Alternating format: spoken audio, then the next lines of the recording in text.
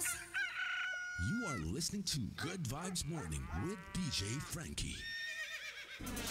GV Balita Express. GV Balita Express.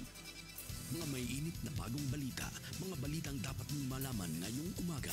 GV Balita Express. GV Balita Express. Mga balitang kinalap ng buong puwersa ng GV 99.9 Batangas. GV Balita Express. GV Balita Express. Mga balita sa loob at labas ng Timog Katagalugan. GV Balita Express. GV Balita Express. Narito na ang GV Balita Express.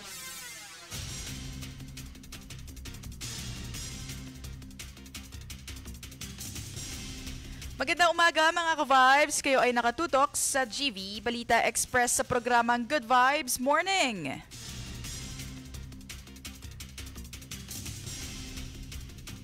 Kasama nyo inyong likod po, DJ Frankie, at kasama rin natin ngayong umaga, DJ Noel and DJ Joey Boy upang maghatid ng pinakabagong balita, keeping you GV informed, GV aware, and GV updated. Muli ito po ang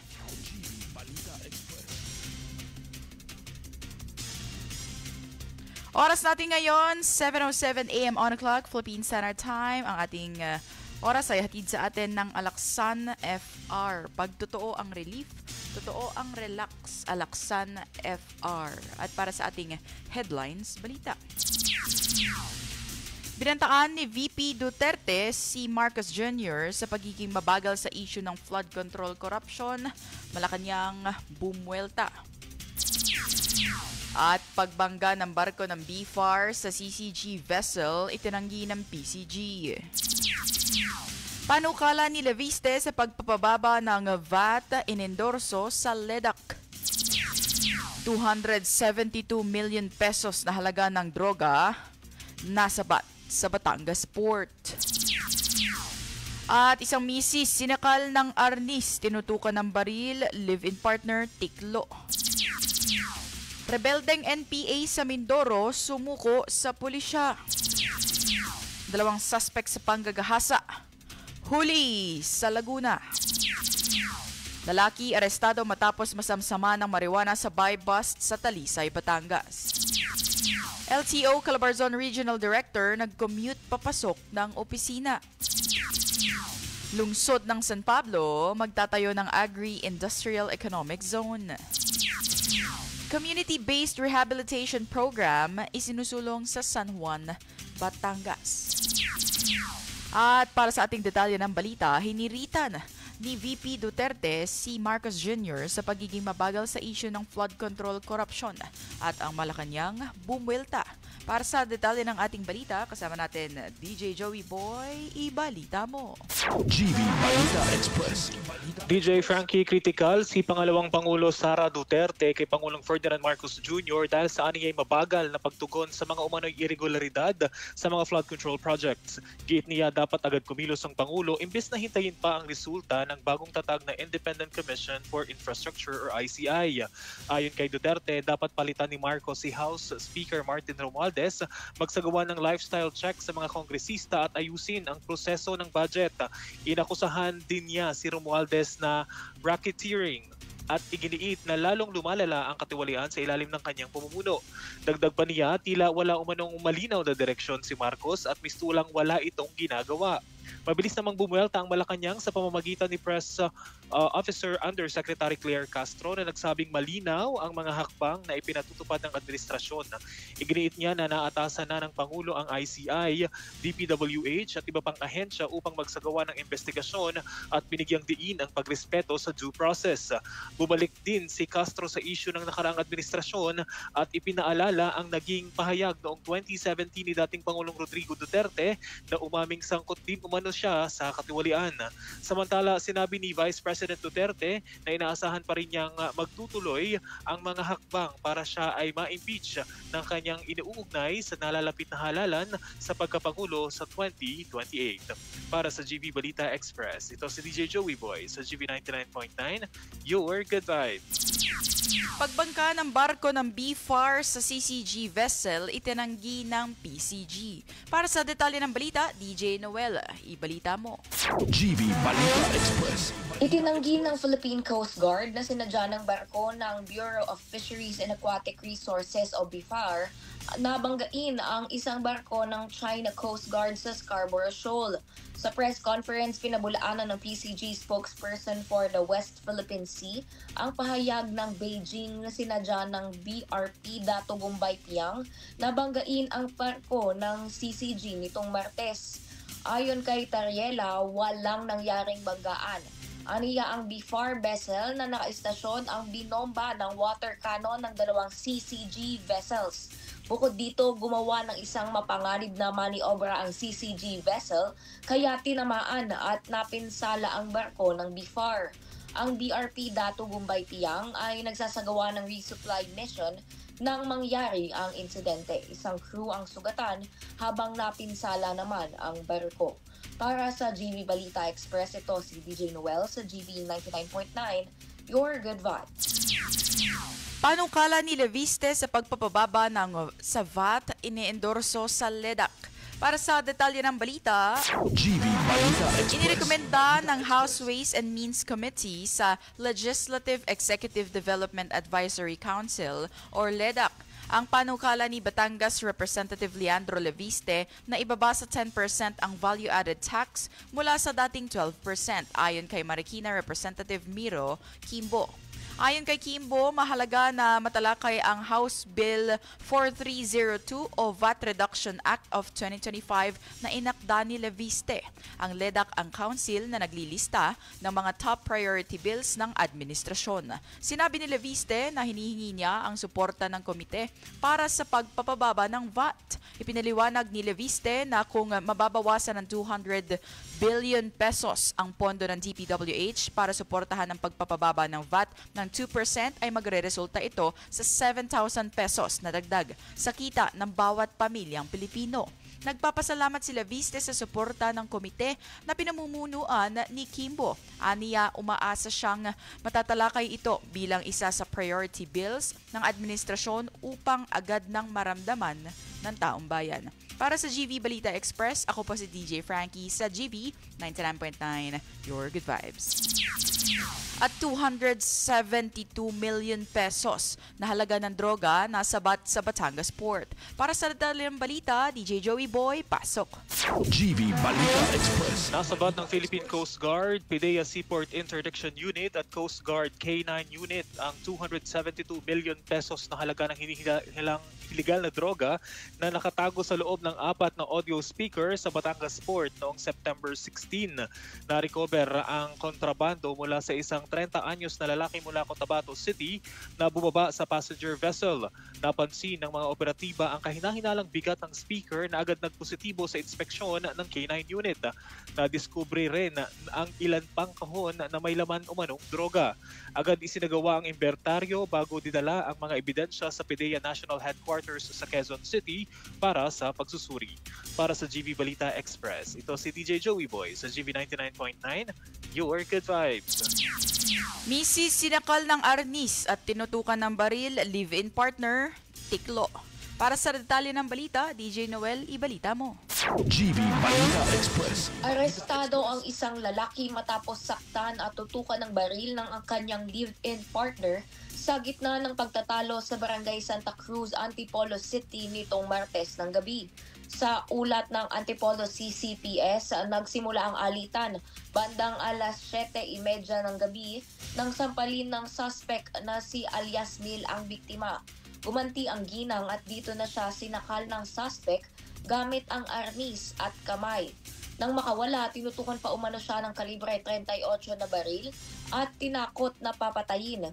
Ngunit nabitawan ng suspect ang baril nang hampasin ng biktima ang kamay nito, kaya mabilis siyang nakatakas at nakapagsumbong. Naaresto si Mil at na-recover ang baril na may 4 na bala. Para sa GV Balita Express, ito si DJ Noel sa GV 99.9, Your Good Vibes. At rebeldeng NPA sa Mindoro sumuko sa pulisya. Para sa detalye ng balita, GV Balita Express.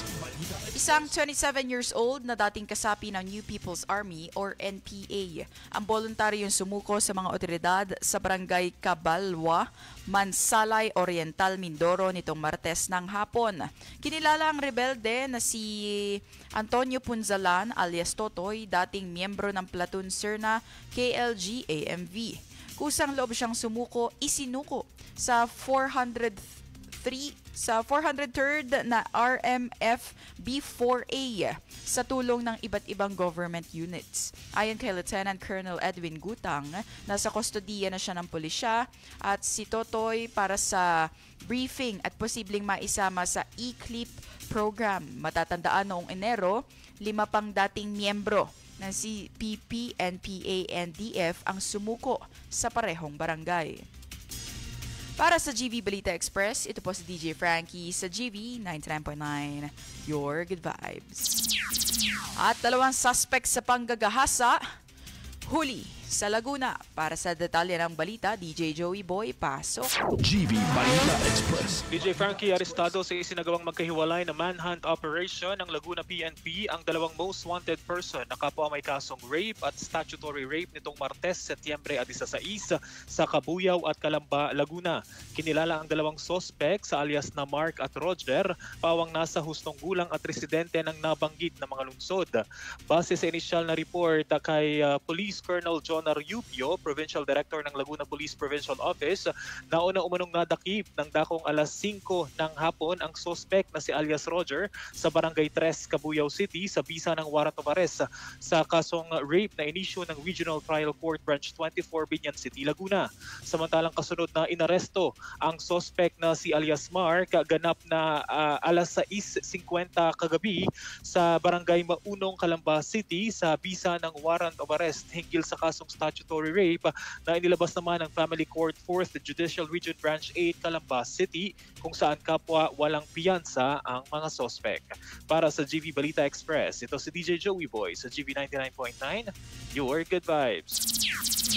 At lalaki arestado matapos masamsaman ng marijuana sa buy bust sa Talisay, Batangas. Para sa detalye, DJ Noel, ibalita mo.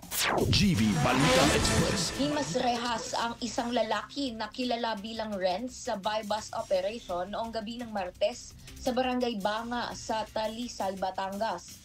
Ayon sa Talisay Police Station, nasamsam sa kanya ang nasa 7 gramo ng hinihinalang marijuana fruiting tops na nagkakahalaga ng 840 piso.